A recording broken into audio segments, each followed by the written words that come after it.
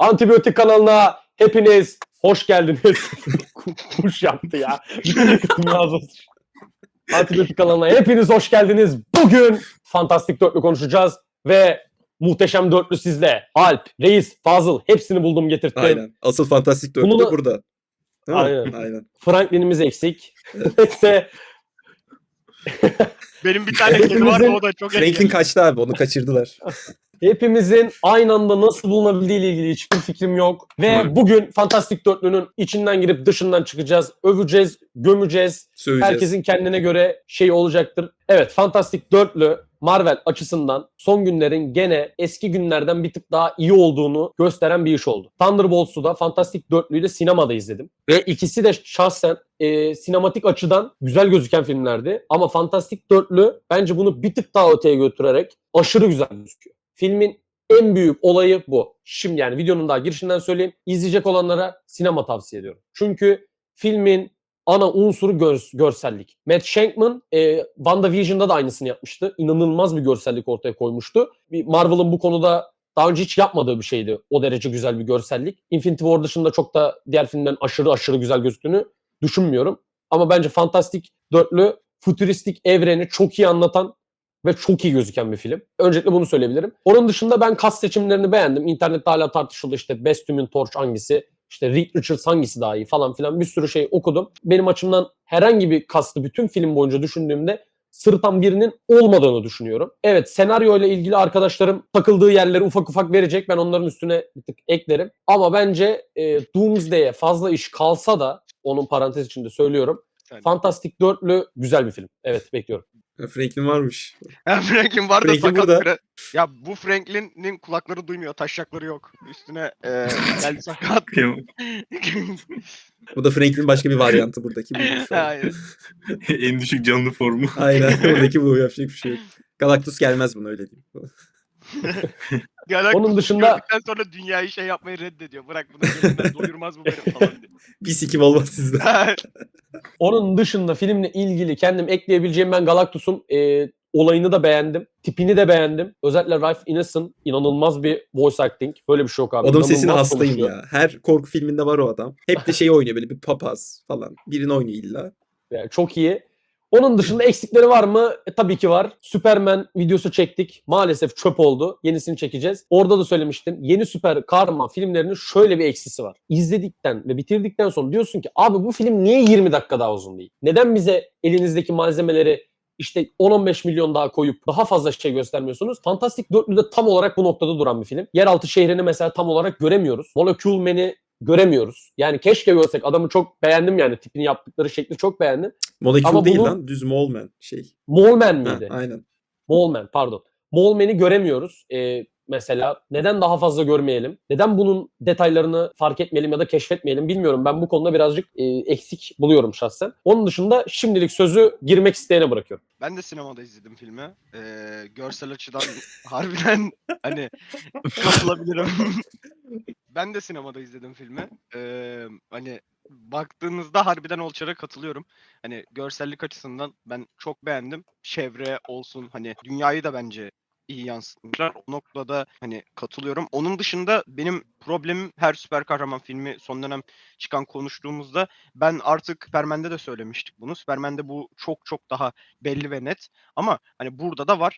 Karakterlerin derinliğine, yan karakterlerin olsun, İşte belki tanımamız gereken evrende yeri olan karakterlerin hiç derinine inmiyoruz. Bu da bizi hikaye bakımından en azından ana karakterlerimizin yaptığı işi bizim gözümüzde çok küçültüyor. Ya mesela belki izlediğimiz şeyde çok büyük bir şey başarıyorlar ama bize bunu lanse ediş şekilleri o kadar boş oluyor ki en sonunda biz şunu, ya çok da kolay aslında, hani bunu herhangi bir X kişisi de, hani çok bir gücü olmayan, çok düşünemeyen bir X kişisi de bunu yapardı mantığına getiriyoruz. Hani o yüzden de filmlere bakış açımız değişiyor. Bu direkt hani hava bu. Süper kahraman filmlerindeki hava bu.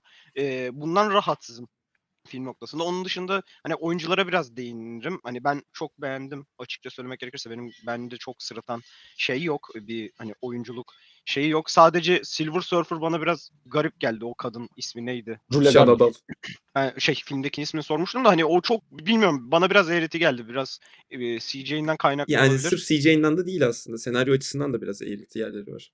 Aynen yani hoşuma pek fazla gitmedi. Hani bir duygusallık katacağız diye belki bir noktasında aile bağlamında bayağı bir koymuşlar senaryoda büyük ihtimalle ama hani bilmiyorum bence çok altı boş. Hani bir anda kalkıyor hani gezegeni kurtarmak için ve şey oluyor hani kaykaya değiyor, silver oluyor falan bir şeyler. Hani bana bir o saçma geldi. Böyle ekstra söyleyebileceğim, katabileceğim bir şey var mı? Genel görüşlerim bu şekilde. Hani daha da fazla katmak istediğim bir şey yok aslında. Biriniz girmeden şunu söyleyeyim. Şalla Bal konusunda insanların bazılarına da sırıtmış. Bana pek sırıtmadı Şalla Bal. Geçmişi ufak bir flashback'le veriliyor. Filmin temasına uygun bir flashback'le veriliyor bence. Herhangi bir insana geçmeyebilir bu flashback. Yani şey diyebilirsin. Az lan biraz daha gösterseydiniz. Daha fazla isteyebilirsin. Bu konuda ben de isterdim.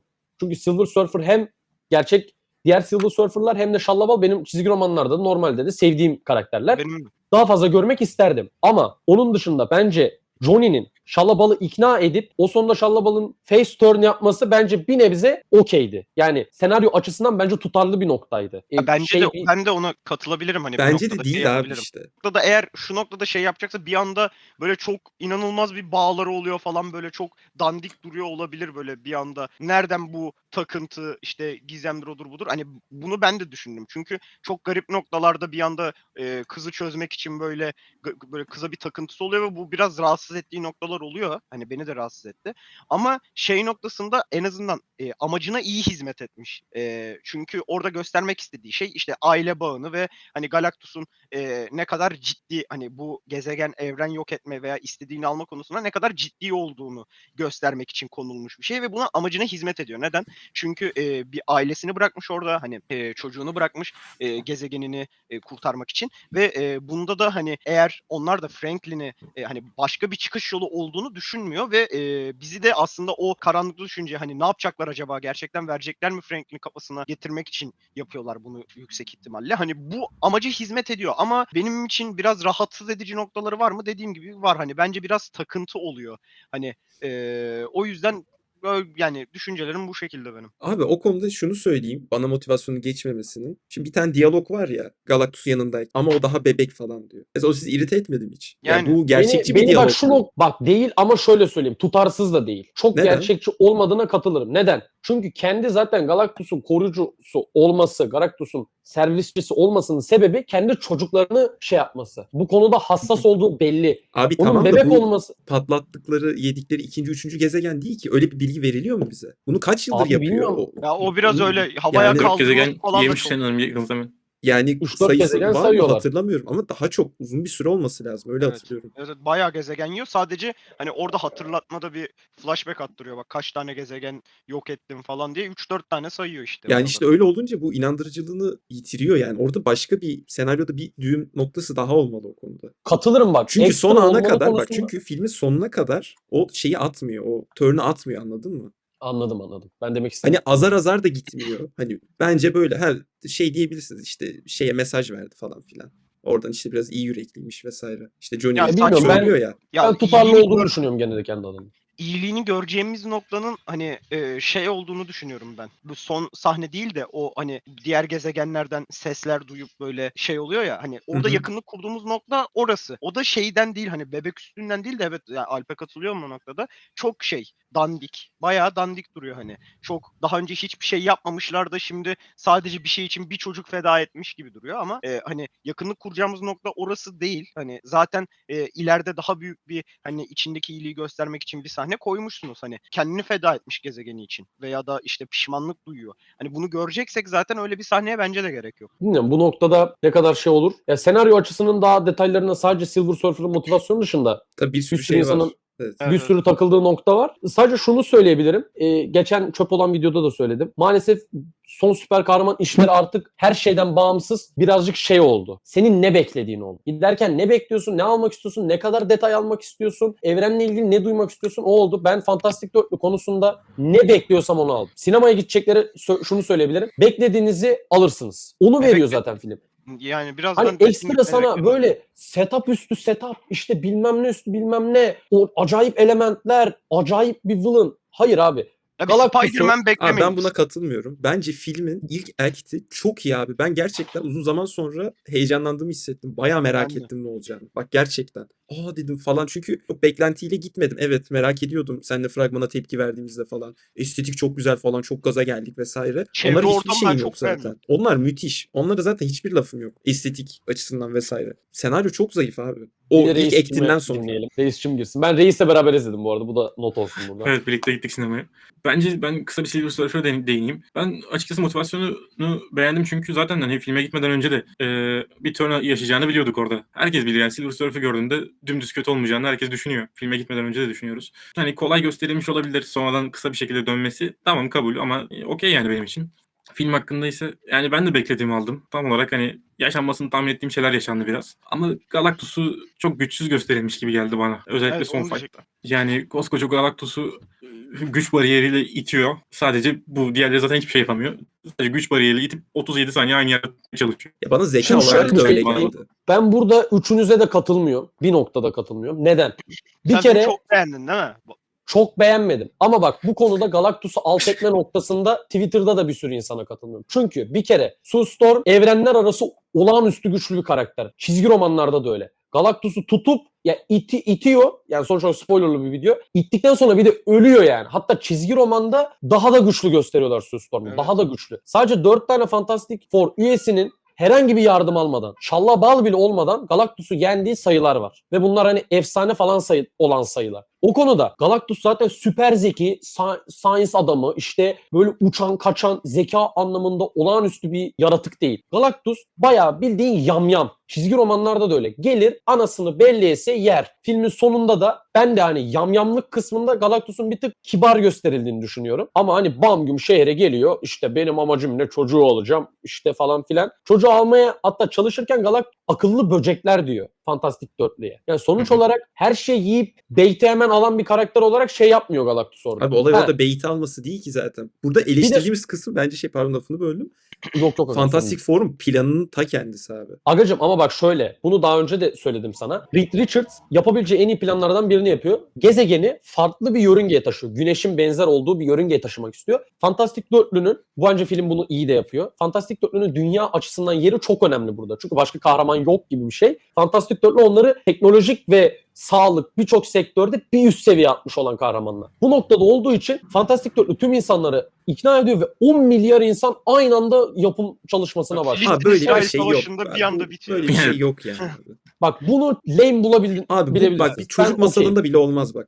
Benim düşüncem şu. İnsanları ne derece sinemalara bu şeyler için çekerler. Ama artık süper kahraman filmlerinde bunda da dahil hiçbir şekilde şey yok. Şeyde hissettim. Galactus'un ilk gözüktüğü sahnede böyle gözleri açılıyor, bir bakışıyorlar ya. Sadece orada bir inanılmaz bir ciddiyet hissettim. Harbiden bir gerginlik hissediyorsun. Çok ciddi olabilecek. Hani bir orada görüyorsun Galactus'u ilk gördüğümüz sahnede. Bir lan ne oluyor oluyorsun. Ondan sonrasında baba bana sadece hani oturup işte birkaç emir veriyor. İşte bir şeyler patlattırıyor. Sonra kendisi iniyor. Hani bebek tek başına bebek arıyor. İşte bebeği alacak falan vesaire. Bu hani bana hiç ciddi gelmiyor. Background'unu da hiç şey yapmıyoruz. Sadece kendisi biraz işte ben de böyle insandım. Sonrasında böyle oldum. Hani background'da herhangi bir ciddiyet sıfır benim açımdan. Ben de bunu ciddiye almam. Mesela çizgi romanlarda diyorsun mesela Fantastik Dörtlü hani yendiği efsane sayıları var. Evet tamam. Hani çizgi romanda bu efsaneleşmiş bir sayı mesela. Ama film evreninde bu böyle değil. Hani bana hype'ı inanılmaz az bir film gibi geliyor. Yani tamam bu da bizim beklentimizle alakalı işte. Hani artık düştü. Hani öyle işte Thanos'u tanıdığımız gibi bir kötüyü tanıyamıyoruz. Belki Thanos'tan güçlü kötüler tanıyacağız. Ama hiçbirini mesela Thanos'u tanıttıkları gibi tanıtmadılar. Ve bu da bize Onun işte build-up'ı çok iyiydi ya. ya evet işte bu da bizi bir yerden sonra hani o kötüleri ciddiyetini azaltıyor ve şu an şey kafasında bütün herkes. Mesela dışarıdan herhangi bir biriyle konuştuğumda bu evrenin içine çok fazla dahil olmayan sadece filmleri izleyen en güçlü kötü Thanos kafasında herkes. Çünkü Ya sadece aga bu birazcık ilgi alaka meselesi. Mesela Galactus hakkında şunu söyleyebilirim. Sonuç olarak bal göt soruyla adamı evrenin bir köşesine gönderiyorlar. Tutup boğazından koparıp kafasını yarmıyorlar sonuç olarak. Yani bir tane cihazın içine sıkıştırıp maksimum onu evrenin bir köşesine gönderiyorlar. Ya bu Galactus için çok da olağanüstü bir durum değil. Galactus tekrar gelecek. Yani belli Tamam bir ama- noktada Galactus'un evrene döneceği çok bariz. Bence Galactus'un itibarıyla ilgili çok kötü bir durum olmuyor. Şeye katılıyorum senin dediğin. Hem reisin hem senin dediğin. Galactus bu kadar mı? Abi keşke Galactus'un dizisi filmi çıksa da sadece onu izlesek ki öyle bir build up görsek. Ama hani artık şu an bizim konsantre olduğumuz Doomsday'de Doktor Van Doom'la yani etkileşime girecek en büyük 4 karakterden 4'ünü bana empati yaptırabilecek seviyede anlattığı için ben bu filmi ortalamanın üstünde nitelendiriyorum. Çünkü film bittiğinde abi Tink'i de, Johnny'yi de, Sue Storm'u da, Reed Richards'ı da belli beklentimin üstünde gördüm. En az Reed Richards'ı sevdim bu arada. Diğer dörtlü arasından. Aynen. O da Pedro Pascal'ın Ben bu de. tipsel Her amına yerde koyayım gördüğümüz yani. için bir de. Her yerde aynı tip be kardeşim. bana Şu her an- bıyığı kes bari ya. Ya bana her an şey yapabilecekmiş gibi geldi sadece. Hani Apple reklamında böyle yapıyor ya hani her an hani bütün işini bırakıp hani bu arada Apple deyip şöyle hareketlerle kameraya yaklaşabilecekmiş gibi hissettim. Hani kulağıma AirPods falan sokabilir. Hani bir de sinemada izlediğim için filmi. Bir de sinemada izlediğim için filmi bayağı da gerçekçi yani. Görüntü kalitesi falan bayağı iyi de. Hani o yüzden bir şey oldu. Değil mi abi? IMAX'te ben de öyle düşündüm falan. IMAX, evet. IMAX harbiden feci yapmışlar Tabii. ya. IMAX'leri bu. Teknoloji ne iyi şey. Abi yani Galactus hakkında bu adamın türlü gücü de var. Hani sadece büyük olması dışında, dünyalar yemesi dışında hiçbirini görmemek biraz can sıkıcıydı. Sadece Franklin'i görmek için X-ray'ini kullandı, bu kadar. Evet. Abi evet ya. Abi Allah aşkına bak bana biri açıklasın. Ben ya ona çok takıldım abi. Orada reaktör var, tamam mı? Pedro Pascal tutuyor abi, göz göze bakışıyorlar şeyle, Galactus'la falan. Gelsin de çekeyim lever'ı işte göndereyim. Abi böyle bir O plan da olabilir duruyor mi lan ya? işte. Abi böyle tavşan avlayamazsın oğlum. Böyle saçma bir şey olabilir mi lan? Bir de daha saçma bir şey söyleyeyim. Oğlum Hani bu adamlar kozmik güç Galactus'un... lan bu. Hayır, bu adamlar Galactus'un ilk karşısına çıktığında Franklin daha doğmamıştı. Annesinin karnındayken gördü, Franklin'i hissetti. Sence boş kutuyu hissedemeyecek mi? Yani adam doğmuş üstüne bir de. Hani Abi orada orada hani saldırıyorlar falan ama ya. Abi Hani yok abi çok zorlama olsa bir kabul et fight var, oğlum, bir kabul de- et ya. Kabul et Ya ya. sen Abi- neden fantastik, sen Marvel mısın amına koyayım? Hayır, Hayır oğlum oğlum ya. Marvel değilim bak, ben bu noktada ben de daha fazlasını görmek istiyorum. Benim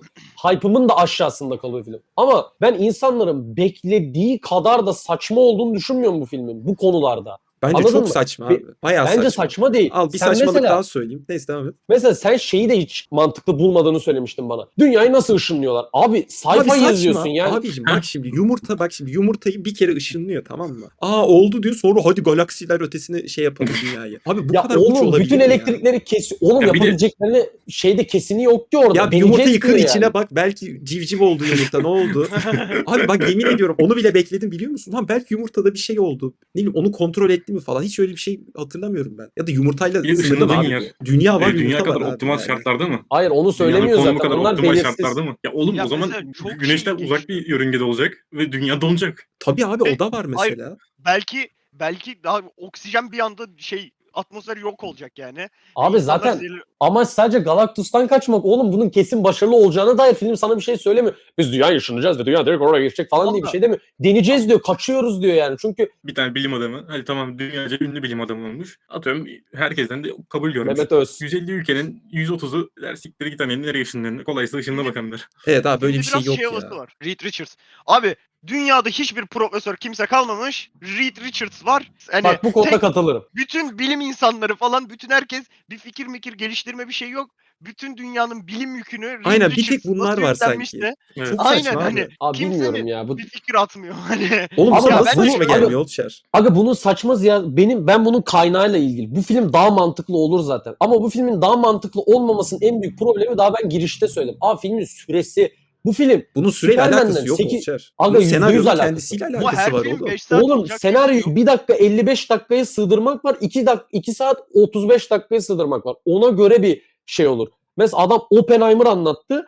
99 tane de yanında profesör anlattı. Film 3 saat ama. Herkese empati kuruyor. Ki ona rağmen ben bile Abi- eleştirdiğim nokta var. Kadın karakterler sıfırdı mesela. Hiç yoktu filmde. Abi ama diye eleştiri. dediğin şey çok alakasız Olçer. Bak Onunla abi, bu Ama hayır, her bir şey film karakter- 5 olarak. saat olması lazım. Abi karaktere verdiği dakika süresi olarak az önce şeyi de söyledim. Keşke Molmen'e de harcasalardı bu süreyi de insanlar dünyanın yer altına indiğinde Molmen'in ne kadar etkisinin olabildiğini daha fazla görseydik. Bak o Mesela süreyle kırk alakalı süreyi bir şey. Bak o görmedik. süreyle alakalı bir şey. Ama yumurta dünya değil abi.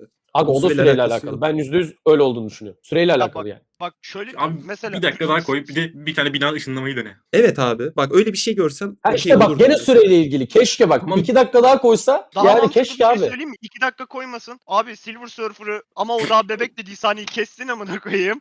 Hani gitsin o sürede onu anlat. Lan o Evet. sahnede Ama- almak sanki 35 dakika ya abartma ya. Ya hayır ama 30 abi bir yerden bir şeyi bir yerden bir yere ışınlamak da o kadar şey değil. Evet o da Hani o kadar kısa oğlum zaten. aynen. Hani Bak, her şey Doğum çok sahnesini daha kısa tut abi. Evet Aynen mesela. ya. Orası uzundu Piece of mesela. Woman'ın efekti oğlum o. Ya bu direkt senaryo ya süreyle alakası yok. O zaman her film 5 saat olsun. Ama yani böyle bir kafa yok bence. Sadece bak her şeyi anlatabilirsin. Her şeyi anlatmak zorunda da değilsin. Ama anlattığın şeyi de çok ciddiyetli bir şekilde anlattığında zaten biz hani ya bunu anlatmak istemişler. Aa bak nasıl bir şey. Harbiden böyle böyle deriz ve bitiririz. Ha abi ne anlatacak mesela? Dünyayı ışınlayacak. O kadar hızlı geçiyor ki işte yok ülkeler onay veriyor. Bak o ona oluyor, ben de bu takılıyorum. oluyor. Oranın hızlı olmasa ben de takılıyorum. Ama hızlı olması saçma olması anlamına gelmiyor bence. Geliyor abicim. Hızlı Nereye mı? gelmiyor ya? Bak bence çok hızlı. Bak bu Abi büyük bir çok okey problem oluyorlar hızlı anladın olması. mı? Ama bu Çok da okey oluyorlar bence. süreyle ya çok hızlı anlatmış yani ben bir de bunun şöyle bir Agacım problemi var böyle bir şey bence. mümkün değil. Bunun süreyle alakası yok. Bunun böyle Bence mümkün bir %100 şey alakalı. değil abi. Ya Bak halkla bir de alakası var mesela. bence sizi üçünüz de düşüren şey şu. Biz Reis'le tam aradayken de konuştuk bunu. Alp de söyledi girişte. Filmin ilk aktı sana çok şey vaat ediyor bir anda. İlk akt kesildiğinde şey oluyor. Benim izlediğim sinemada öyle oldu. İlk akt diktiğinde Fantastik Dörtlü Franklin doğuya dünyaya iniyor. Tam indiği an yarı oluyor tamam mı? Dünyaya indiği an. O ana kadar sen diyorsun ki wow harbi sayfa izliyorsun ve çok keyif alıyorsun bu durumdan. Alp de aynısını söyledi. Agi ilk akt çok iyi işte Fazıl diyor. Sonra bak saydığınız bütün kötü özellikler ikinci aktın birinci akt kadar bir şey işlemesi ama daha fazla olay içermesiyle ilgili bir durum. Bu senaryoyla ilgili midir? Elbette ilgilidir. Ama bak bu senaryonun aynı senaryoyu tamam mı? Bir tık yayarak 30-40 dakika fazla anlattığında daha iyi geçer size. Ben bunu söylemeye çalışıyorum. Çok İlla mantıklı. ki. Puan verdiğimde de göreceksiniz. Ben tutup 10 vermeyeceğim filme. Hayır. Benim vereceğim puan Abi da belli. tamam puanla 12. alakalı değil ama bu eleştirilecek bir konu ki daha bir iki tane daha büyük şey var. Onları da söyleyeceğim. Bak mesela yarım saat 40 dakika eklersen tabii daha fazla şey anlatırsın. Ama mesela orada senaryosal dediğimiz şey şu. Orada aralarında kurdukları diyalogdan bile mesela biz bu işin ne kadar olup mesela bize dese ki böyle ama bunların riski çok fazla. Ne olacağını bilmiyoruz gibisinden bir şey kursa bir cümle kursa belki biz de buna okey Bunu olacağız. Reed diyor ki. Abi Affedersin. ama onu geçirmiyor işte ya. Bak vallahi geçirmiyor onu. Ya Abi, mesela abi şey geçmemesine çok ben ona bir şey diyemem. Ama Oğlum- Reed bunu söylüyor Oğlum mesela. Reed'e ben güvenemedim. O öbür ülkeler nasıl güveniyor abi izlerken? Abi Bir konuya daha değinmek istiyorum. Lafınızı böldüm. Bu adamlar iniyor, Reed çıkıyor, açıklama yapıyor. Çok böyle cheesy. Aynen Çocuğumu abi. Bir istediler. yerde Abi orası orası. kötü. Orası Öyle Çocuğumu bir şey yok istediler. abi. Orası Hani Multiverse of Madness'daki şeyle birebir aynı rezillikti abi. Diyor ya işte bu seni Illuminati'nin- öldürecek şimdi ağzını açıp falan Wanda'ya. Vallahi o birebir aynı yarıyor. rezillikti abi. O yarıyor ya. Ben O bunun yarıyor arkasındayım cidden. yani. Bu kadar zeki bir adam böyle bir şey yapamaz abi. Evet oraya katılıyor. Oraya ben de çok şey yapmıyorum. Abi bak Reed Richards bence filmin en aptal adamıydı. Abi bence Evet de abi, öyleydi ya. Fantastic Tam bir Dörtlü'de- embesil ya. ha. Fantastik Dörtlü'de en zeki karakter Johnny Storm'sa bir sıkıntı vardır orada. Gerçekten Her boku- öyleydi. her boku Johnny ben daha bilirim zekiydi kafasında yani. Ya bak her boku ben bilirim kafasında ama hiçbir şeyi de doğru düzgün yapmıyor. Karısı çıkıyor açıklama yapıyor mesela anladın mı? Hani bana o bile bir noktada saçma geldi. O da İşte biz saçma. Deli saçması Ay, abi. o Kimse da çok saçma saldırıp geldi bebeği bana. almaya çalışmıyor yani. Aynen. Böyle bir Hani şey böyle yok bir abi. kaos. Herkes şey Abi ulan, sen de ya Alp bak takıl. Buna ben patladım mesela. Abi, Oğlum hayır, bu Sunstorm'a çok nasıl haklı bir şey. saldıracaksın ya? ya Hayır, olay o koskocaman bir değil. dünya. Koskocaman Evet bir oğlum. dünyanın O geleceğinden Sunstorm böyle bahsediyor. yapsa öleceksin Tamam la. işte Ona bak onu saldırmazsın oğlum.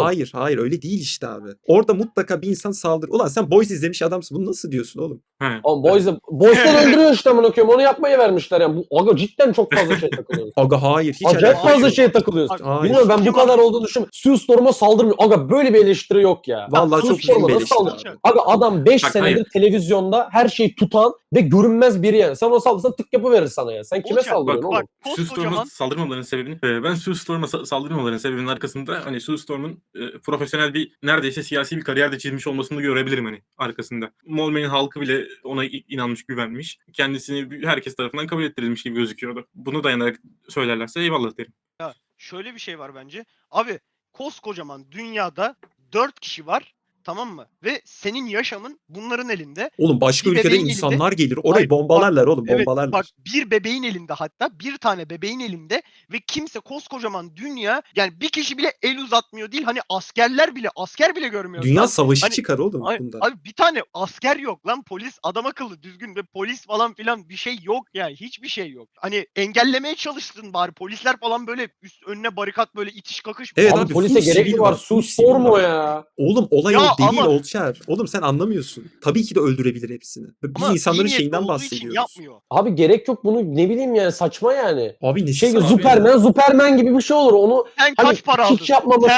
Sen Marvel'dan kaç para aldın? Söyle. La keşke para alsam da 10 versem. Vermeyeceğim. Vermeyeceğim yani. Fazıl niye dondu?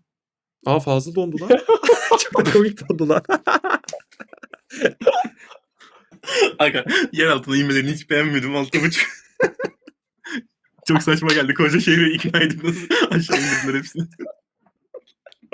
Vallahi en çok ona takıldım. Vallahi ona çok takıldım. Ben yok gezegen bilmem 40 tane 50 bin tane sayfa izledim. Bunlar beni ikna eder. Ama işin dramatik politik kısmına girdiğin zaman Sue Storm Reis'in dediği gibi belli noktada evet etkisi güzel gösteriyor film. Ama Wallman kısmında yok abi film hiç.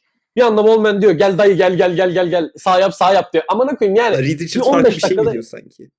Abi Reed Richards'ın açıklaması da saçma zaten, amına koyayım. Ona bir tamam. şey demiyorum ama olan olaylar en sonunda gene okey bağlanıyor bence. Bir yerde okey yani. Ben ikna oldum yani sonunda olan olaya. Galactus'u böyle gönderdiler bir yere. Reis'cim, karakterlerin aralarındaki dinamik. Bir onu alalım. Ben şeyi hiç beğenmedim. Özellikle Reed Richards ve Sue Storm arasındaki ilişkiyi hiç beğenmedim. Ya neredeyse bir çocuğunuz oluyor artık sizin. Aranızdaki bağı hiç hissedemiyorum. Keşke Pedro Pascal çekim dışı yakınlaşmayı biraz da çekim içinde Değil mi? gösterseydi.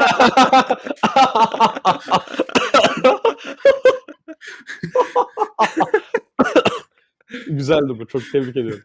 Yani eski Fantastic Dörtlü filmini izledim geçen günde ben. Tekrar hani bir nostalji olsun diye. Oradaki Reed Richards'la Sue Storm arasındaki bağ bambaşka yani. Gerçekten ilk filmde birbirleriyle küsmüşler, tekrar barışıyorlar. İkinci filmde evleniyorlar. Evliliği dünyadaki en büyük şey oluyor. Ama bunların çocukları oluyor. Aralarında hiçbir şey hissetmiyorsun. Yago direkt Pedro Pascal problemi ya. Ya adam Bence de o ki Vanessa kadar Kirby bayağı Vanessa Çok Kirby iyi, inanılmaz çok iyi oynuyor. oynuyor. Evet. Vanessa Kirby inanılmaz oynuyor. Abi doğum sahnesi Pieces of Woman diye filmi var. Aynısını yapmış. Açtım izledim o sahneyi. Yemin ederim o kadar iyi. Bir de gerçekte de doğuracak şimdi. Kadın inanılmaz bir şey yapıyor yani. Pedro Pascal o kadar fazla aynı filmde oynuyor. Abi Materialist açıyorsun. Gladiator 2 açıyorsun. Onu açıyorsun. Her yerden Pedro çıkıyor. Yani bu işi bir tık Evet. ya tipini değiştirin. Anladım, bir Bir de hep şey o falan bıyık var yapın. ya. Hep o bıyık var abi. Abi o Her bıyık filmde aynı. sıçıyor zaten. O bıyığı kes. Abi en son bıyıksız oynadığı film Wonder Woman 2. Dünyadaki en kötü 3 filmden biri. Ya böyle bir şey olur Burada mu oynuyor ya? muydu lan hatırlamıyorum ben. Oynuyor oğlum. Kötü karakter o işte, Pedro Pascal. Anladın mı? Orada da var. Onun yüzünden bence Reed Richards Doomsday'e kalması bir tık evet eksi yazdı bu filme. Çünkü Reed'in abi sonuç olarak bir Avengers filmi yapıyorsun. 50 bin tane karakter var. Kötü karakteri de Doom seçiyorsun. Abi kim önemli olur? Reed önemli olur. Tabii. Franklin önemli olur. Bunlar önemli Evet. olacak yani. Sen de bunlardan yani 5 karakter varsa en kötü işlenenin Reed olması birazcık eksi yazıyor yani. Gerçekten Doomsday'e yük bindiriyor. Bu konuda bence film eksik. Bir de Alp bana telefonda çok güzel bir şey söylemişti. Abi bu film, evet bak ben film özelinde keyif aldım, eğlendim, beğendim diyebilirim. Ama bu film Doomsday'den hiç yük almıyor. Evet. Fazlının Daha çok Thunderbolts büyük bindiriyor eleştirisi hatta. Fazlının Thunderbolts eleştirisinin Doomsday'e etkisi neyse burada Fantastic Dörtlü için aynısını söylerim. Doomsday'e evet karakterleri tanıttı mı tanıttı. O tamam güzel, izleyeceğiz biz bunu. Keyifle izleyeceğiz. Ama Doomsday ile ilgili biz hiçbir şey görmeyip bir de onunla ilgili bir yük almayınca tek filme kaldı her şey. Yani Marvel en büyük hatayı burada yaptı. Evet son dönemlerde bence nispeten iyi işler yapıyor Marvel. Ironheart hariç. Geri kalanlar keyifli ve izlettiriyordu kendini. Ama abicim yani Falcon'un takımı, Winter Soldier'ın takımı, Fantastic Dörtlü nasıl gitti 616'ya? Bu amına kodumun Doctor Strange'i nerede? Abi ben bir Yok, ara şeyi Clay'e bekledim. katılacak. Pardon lafını kestim de o Yok mesela agacım. portalla gidecekler diye işte. O zeki planıyla. Acaba yanlışlıkla değil mi? 616'ya mı gidecekler diye düşündüm bir ara. Hatta sonra şey Fena Ben fikir düşündüm. değil. biliyor musun? Ondan sonra şeyi Fena fikir düşündüm değil. bir ara, aklıma geldi. Ya tabii o çok karanlık bir senaryo olur Marvel filmi için de. Galactus'u yenemeyeceklerini fark edip kendileri kaçmaya karar veriyorlar falan ve oradaki dünya Benim yok teorim oluyor oydu. falan. O Benim müthiş teorim olurdu. oydu. Ben onu çok isterim. Bak düşerek tüylerim diken diken oldu. Gerçekten çok iyi. Bak o gerçekçi olurdu mesela. O gerçekten güzel olurdu. O- Ve motivasyonlarına çok iyi etkisi olurdu. Gerçekten bir şey, gaz bir şey izlerdik yani. Ne diyeyim aga, yapacak Abi bir şey yok. yazarız başla. Fantastic Dörtlü aşırı ayrıntılı. Götüne kadar girdik bütün Şey, siyasi karakterlerin. inceleme, politik inceleme. Keşke insider olsak da. Olcay yok. yazmış değil mi orayı? Bana sormuşlar bunu yapın başka kurtuluş yok demiş. Bu arada Fazıl eklerken şunu söyleyeyim ben kendi açımdan. Bu beğendiğimiz fikir ben fragmanlarda öyle olacağını düşünüyordum. Ve hatta bu fikri Reed'in verip onları oraya Reed'in götüreceğini düşünüyordum. Kaptan Amerika Civil War'un yaptığı bir şey olurdu. Kahramanları birbirine dövdürüp birini felç bıraktırıp öbürünü yaralayıp birini suçlu yapıp bilmem ne birbirine düşürüp böyle kaotik bir senaryoyla bizi Infinity War'a hazırlayınca insanlar daha böyle grounded, daha ciddiye aldı. Şimdi Fantastic Four evet keyifli ama mesela hani Franklin annesini diriltiyor. İşte bilmem ne. Her şey daha ecim bücüm cicim yani. Daha olumlu, optimistik Ya bak bir son yazalım demişler. Bence bunu özellikle Doomsday'e son kalan film bak. Son şansları Brand New Day. Abi birini kesin biçin bak. Ben 12 aydır falan fıtık yapıyoruz. Her Her seferinde diyorsun. fıtıkta söylüyorum. Bak her fıtıkta söylüyorum. Abi şu filmlerde birilerini kesin biçin. Biz de ciddiye alalım film. Bak No Way Home'u insanlar niye beğendi? May hala ölüyor abi. Ve bu filmde çok kritik bir yerde oluyor. İnsanlar filmi ciddiye alıyor. Andrew Garfield gelip böyle ebele übele deyip bir öpücük kondur falan. Böyle bir şey olmuyor abi. Lak diye ölüyor. Tobey Ya- Maguire'ın karnına bıçak giriyor 1 metre. Adam ölüyor mu falan oluyor. Böyle şeyler verin bize. Sue Storm öldü. Evet. Ama keşke orada bir 5 tane insanın da ezildiğini falan bir göreydik yani. Bunları isterdim. Evet. Gene Ya yeraltı Reed- dünyasının Mesela şey senaryosunda hani Alp'in dediği o karanlık senaryoda kesinlikle hani bizim gözümüzdeki o mal Reed giderdi. Hani bu kararı ona bıraksalardı ve o bütün ekibi toplayıp hani pişman ola ola evreni terk etmelerine sebep olsaydı bu sefer bir dahaki izleyeceğimiz Fantastic Four'le bir daha döneceğiniz zaman hem o karakterlerde de onun yükünü görebilirdik. Şu an abi yine her şey güllük gülistanlıkmış gibi böyle aynı salaklıklarıyla devam edecekmiş gibi bir hava var yani. Herkes aynı mallığında hani Reed aynı salaklığında. Hani hiçbir şey öğrenmemiş gibi veya atıyorum hani şey yapmamış gibi yine her boku ben bilirim. Bu dünya yine benim işte yok kaldıraç kuvveti kaldırdım kuvveti. Şu an bence bitebilecek en kötü şekilde falan hani şey yaptı. dinamiklerle ilgili şunu Aynen, öbür ekleyebilirim. karakterleri- Yani filmin Johnny ile Ting çok iyi olmuş. Özellikle Ting'i böyle bu adam çok çirkin, bu adam çok çirkin diye geçen Fantastik Dörtlülerde yaptıkları gibi lame bir şey yapmamışlar. Böyle işte televizyonda kendi yansımasını görüyor. İşte kadına açılamıyor çünkü görüntü işte sakal bırakınca bir utanıyor falan. Onun dinamini güzel tutmuş. Aynı şekilde Johnny'nin hem böyle çapkın hem de hafif salak halini ama bir yandan da ekipte neden olduğunu ve uzaya neden gittiğini çok iyi açıklamışlar. Yani şalla balık çeviren sahne Johnny Reed. Fazlın dediği gibi neredeyse filmin en Johnny zekisi Storm. Johnny Storm pardon. Johnny Storm yani. Filmi çözüyor yani. Bayağı bildiğim vay oldum o sahnede. Çok eğlendim yani. Keşke Reed için de böyle bir akt yazılabilseydi. Gene bak tam araya gitmeden önce Reed şeyden bu nötron şeyine yaklaştırıp şallabalı genişlettirip Yine bir ışık savun. kızına Yine bir savun. yaklaşıp Abi orada ben Aynen. zaten Dur. mest oldum. Bak, Yani orada mest bak oldum ben. o sahne inanılmaz bir şey tamam mı? İnanılmaz bir şey. Oradan işte ışık hızının %88'i falan kurtuldular ya. Abi Reed onu öyle orada yapıp hem- Galactus'u böyle yeniyorlar işte bak. İşte Anladın o da mı? Ona Reed'in yapsalar mallığı daha iyi derim. olurdu. Ben hatta şey diye düşün. Ulan bu Galactus'u ve Black Hole'a falan mı atacaklar bir şekilde falan diye düşünmüştüm ilk hatta. Hani onu böyle bir trap edip şey yapıyorlardı ya, Doctor Strange'de Dormammu'ya yapıyordu falan. Öyle Ha, akıllıca bir şey anladım. beklemiştim. O fena değildi bak o güzeldi. O çok Size iyiydi bir şey bence. soracağım. Size bir şey soracağım. Yani Joseph Quinn hani şeyi Hı hı. oynayan hani oyuncuyu biliyorsunuz. Bu son dönemlerde hep böyle kötü karakteri oynadığı için Gladiator'dan da kalmış olabilir bende. O hep bir piçlik yapacakmış gibi geldi film boyunca. Yemin ederim bir de ezdiler ya onu hep baştan beri. Bu hep böyle bir kötü tarafa geçecekmiş gibi bir his vardı içimde. Lavuk Bir da sürekli Hilton böyle akardı alıyor. be. Aha, yani Çocuğu alaya götürüyordu. Yakıyor falan. Ben ölmedim. bir ara Silver Surfer için o kız için falan kötü tarafa geçebileceğini bile düşündüm ben. Geçmez Ama miyiz? bak buradan anlıyorum ki dördümüz de farklı bir şey özlemişiz. Farklı bir senaryoyu özledik yani. Evet. Buradan anlıyoruz ki Olçar Marvel'dan iyi. Ay Olçer sonuç olarak keyifli mi? Okey ama bence daha iyi olur mu? Olur. Ben bunu süreye bağladım kendi açımdan. Hala sürüyorum. Bu film çok kısa abi. Bu film en az 30 Abi, dakika daha olmalı. ikisi- Ya sen de iyi Zack şeyler Snyder'lisin yapabilirler. bir adam. Ya, 4 saat Abi çekeceğim 4 bak filmi. mesela abi bak bir şey söyleyeyim o Justice League katmat bir şey yaptı ya 4 saat. Abi film dediğin ne iyi odur film ya. Ne iyi 4 film ya. saat abi izliyorum mis gibi film. Ama onun pratikte bir karşılığı yok oğlum. Onu sinemaya nasıl sokacaksın? Sokamazsın İşte yani. olmuyor. Şimdi 4 Yapacak bir saat şey bir yok. film 2,5 ekmek saat. Tabii 4 saat. Ki o filmin 1 saati slow motion zaten. Hadi at Peki oraları bir da. şey Wonder Woman. Öyle. Flash sahnesi 1 saat. 5 saat yapacaksın bu filmi sana veriyorlar. Ne gibi bu şu senaryoyla bak. Aga ben hala onu senaryoda- bir yazarım Ben- var ya. Bak Aga hayır ben bak. sana yazarım söylüyorum böyle. senaryo. Sue Storm herkesi öldürüyor Yalarsın abi. bak. Bak böyle kağıdı böyle Twitter'da şey alevli kalem mimi var ya. O olur yalarsın kağıdı böyle o file Hayır ama yazmış bak, diye. Sana Öyle bir şunu şey yazarım. söylüyorum. şunu söylüyorum bak, sen senaryoda değil sürede problem olur diyorsun. Aynı senaryo, sadece uzatacaksın yani. Biz gördüklerimizi Tamam. yine gördük. Abi Nasıl bak güzelleştirir? doldurursun işte. Araları doldurursun. Olan hareketler Tamam de daha nasıl mantıklı olur. doldurursun? Bak, Nasıl bak doldurursun? mesela reis Nasıl dolduracaksın? ne dedi? Bak 10 dakika yeraltı atarım. Tamam mı? Tamam. En az. Molman 10 dakika yeraltı. 10 dakika Reed'in şeyini atarım. Işınlandı mı? Projesini. Ne oldu? Işınlanmıyor bro bu. 10 dakika şey atarım. Şallabal atarım bir yere. Tam bu Bir şey saat iç giriyor savaş çocuğum. atarsın değil mi? Araya bir 5 dakikada iç savaş görseli atarım. Ne Oğlum yapayım? sana Arada- 35 Bir dakika şey bak. diyeceğim. Bir şey diyeceğim. Arada 15 bir dakikada Galactus atarım. Oldu sana 4 Oğlum saat sana film zaten. çiçek gibi. Agacım senaryo Neyse, ona son- göre yazacaksın o zaman. Bu böyle yani. Böyle. Aa, ben kendi puanımı veriyorum. Ver. Ben IMDb puanının şu anda çok doğru olduğunu düşünüyorum. 7,5. Bu film Öl. ne fazlası ne eksiği. Tam 7,5 bu film. Bu kadar alır. 7,6 almaz. 7,5 tam olarak benim için. 7.4'e gelmiyor bak. 7.4'e gelmiyor. Hemen 7.6. Hayır 7,5.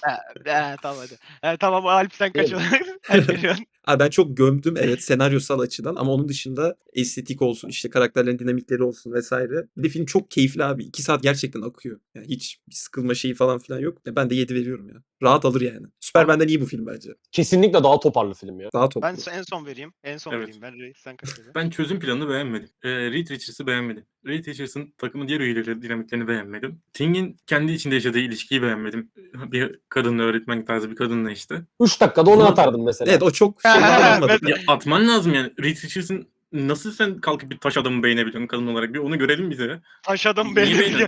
Irkçılığa bak. Oo. Sen taş adamlara ne Taş diyorsun? adamlar. Taş adamlar. Game of Thrones taş adam atladı. Hayır yani kolay değil. Çok saçma değil mi oğlum? Durup Kolay dururken değil. kaldırıma benzeyen bir adam beğen. Kaldım. Buna benzeyen ne oğlum sen ne diyorsun ya? Bunların haricinde filmde beğendiğim şeyler Galactus'u beğendim. Görünüşünü beğendim sadece. İlk şeyini de beğendim. Hani 5 tane şey yemiş. Ne kadar korkutucu ve ürkünç olduğu belliydi. Çünkü takım bir anda plansız kaldı. Ne yapacağını şaşırdı falan filan. Onun dışında üyeleri bayağı beğendim. Yani Storm'ları beğendim. Ben Harbi çok 6.9'dan 7 düşünüyorum yani. Tam böyle 6.9. Öyle bir yani tam 7 de değil ama 7 ya işte Değil falan. ya. 7'nin bir tık altı işte. 6.5 veriyorum. Benim için 6.5'luk bir film. Yani zaten söyleyeceğimi söyledim. Daha fazla konuşmaya gerek dahi duymuyorum. Ben de Superman'den daha çok beğendim. Ama hani bilmiyorum. Artık dediğim gibi ben ciddiyetini benim için birçok noktada kaybetti. Bu Hani Marvel'ın genel problemi. Hepimiz için kaydetti oğlum. Evet. Iron Heart izliyorum amına koyayım, tamam mı? Ulan bu kız zeki bilmem ne. Sonda amına koyayım Mephisto geliyor. Bu çok zeki ya. Şey diyor. Arkadaşını veririm ama benimle anlaş diyor. Anlaşıyor falan yani. Hani Oğlum bu dediğin Neler daha mı? izle- Bu filmdekinden daha mı şey mantıksız? daha kötü. Vallahi daha kötü. İzle anlarsın. Bak İzlemeyeceğim. vallahi daha kötü. İzle anlarsın. Bu İzlemeyeceğim. filmin daha Onun kötüsü için- izlenmez falan. Hayır abi daha kötü. Daha kötü. 4 verdik ona yani. 3-4'lük 3.5'tan 4 alan bir iş mesela Iron'dan. Yani bir diyaloglar var. O zenciler ne yapıyorsunuz falan diyor. Ya saçma sapan şeyler. Onun dışında Thunderbolts'ta mesela 6.5'tan 7 verdim. Thunderbolts'ta da siyasi ayak yoktu. Yani dünyaya Tanrı Doom inecek amına koyayım.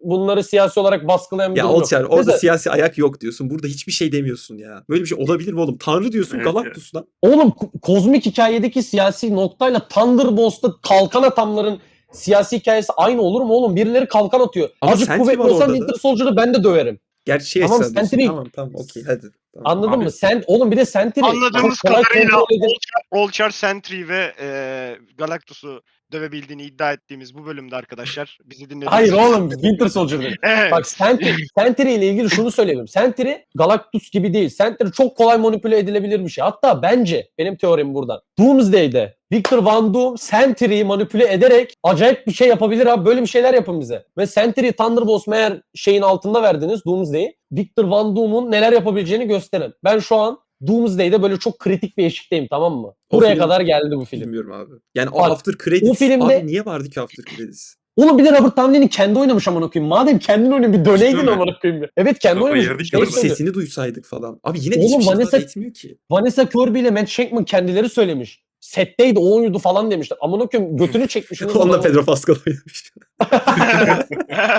Bıyıkları Abi yüzüyor geliyor değil mi? bıyıklı böyle metalli böyle. Abi Pedro Pascal Iron Man varyantı falan. Artık Pedro Pascal Kaptan Amerika Iron Man hepsini oynasın. İyice meme oldu. Biz de rahat edelim ya.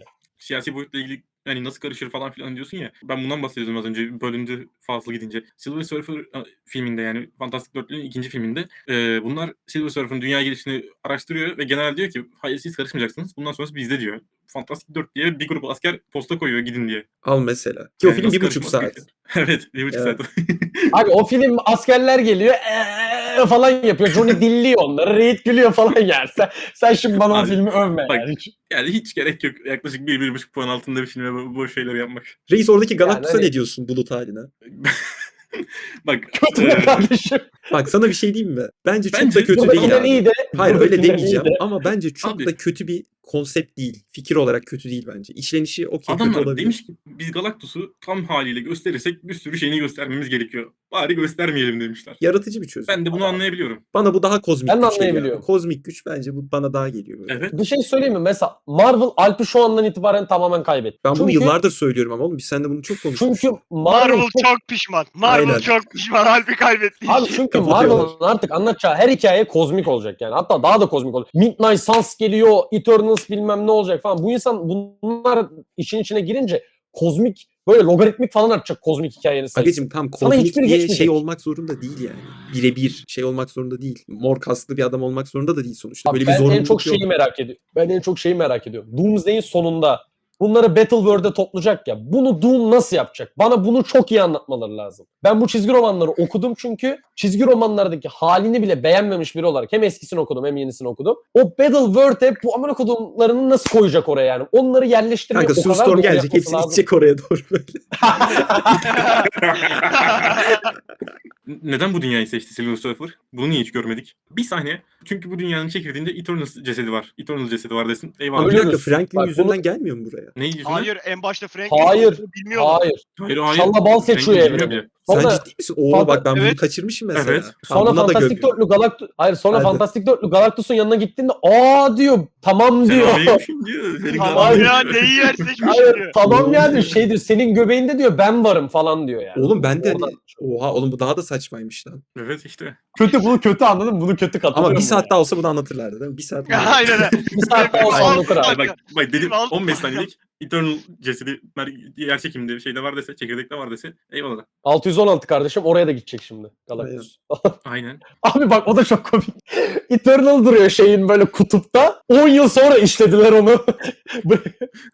Yani, abi Böyle bir şey duruyor diyeceğim. kimse ellemiyor. Ha adam Abi, anti bir bakalım. Aynen. Bak, bu New filmi- World'da bir de. Bu filmi eleştiren Brave New World'u açıp izlesin. Acayip bir film. Yani hiç mantık yok. Siyasi hani böyle konuşuyoruz falan. Görsellik falan da yok filmde. Gidin mal gibi izleyin evde yani öyle bir film. Hani o noktadan bu noktaya gelmesi bile benim için olumlu. Ha, yeterli mi? Kesinlikle değil. Agacım Yetmeyecek vasata zaten. alışmak da iyi değil. Böyle bir gerçek var. Ay Değil. ben Evet, bunu evet. söylüyorum. Yetmeyecek. Ben en başından beri bunu söylüyorum. O kadar çok seviyeyi aşağı indirdiler ki. Hani Kesinlikle canım. bizim okey dediğimiz şeyler gerçekten hani zamanında Endgame'i izleyip böyle tüylerin diken diken olduğu şeylerde ben bugün IMAX'te izlediğim bu filmi harbiden hani boşuna para vermişim gibi hissediyorum anladın mı? Hani keşke kaçak yayından sinema yayını izleseydim. Bir daha Evet. öyle yaparsın. Evet, Arkadaşlar bir var mı dahaki öyle ekleyeceğimiz bir şeyler? Vallahi Doomsday'i sinema çekimi izleyeceğim. Bunu da burada. ama IMAX sinema çekimi böyle şey. Aynen IMAX Protesto. sinema çekimi. 3 boyutlu gözlük Şey- koymuş telefonuna. Hayır panoramik çekmiş. Panoramik ya da şey mesela ekranın şurasında bir şey oluyor. Ne onun adı mesela sağ tarafta bir şey oluyor onu çekiyor bakıyor solda bir aksiyon oluyor ona çeviriyor. 0.5 ayarlayıp böyle. Şeyde sinema çekimi gerçekliğini versin diye arada X-Bet'ler de giriyor hani şey olsun diye. Ortada X-Bet oynuyor. Kumar reklamı Buradan- yapıyorum burada. Yazın. Buradan Alp'cim, Reis'cim, Fazlı'cım kattığınız her şey için çok teşekkür ederim. Ağzınıza sağlık. Eyvallah. Eyvallah kardeşim. Senin Eyvallah. hepiniz.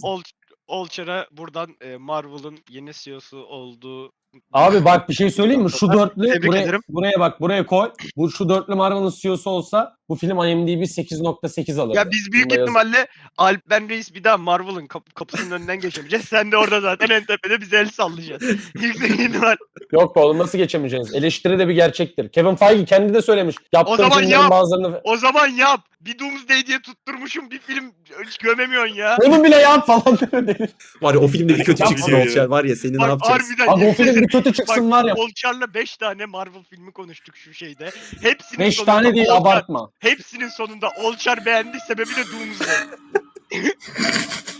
Yani birinin altı arkasından 1960 treni geçiyor. Evet arkadaşlar biz kaçtık. Bu muhabbetleri sanıyor. Kaçtık. Görüşmek üzere. Kendinize iyi bakın. Hadi. Abone olup like Marvel'da atmayı ve kalmayın. reaksiyonlarımıza gitmeyi unutmayın.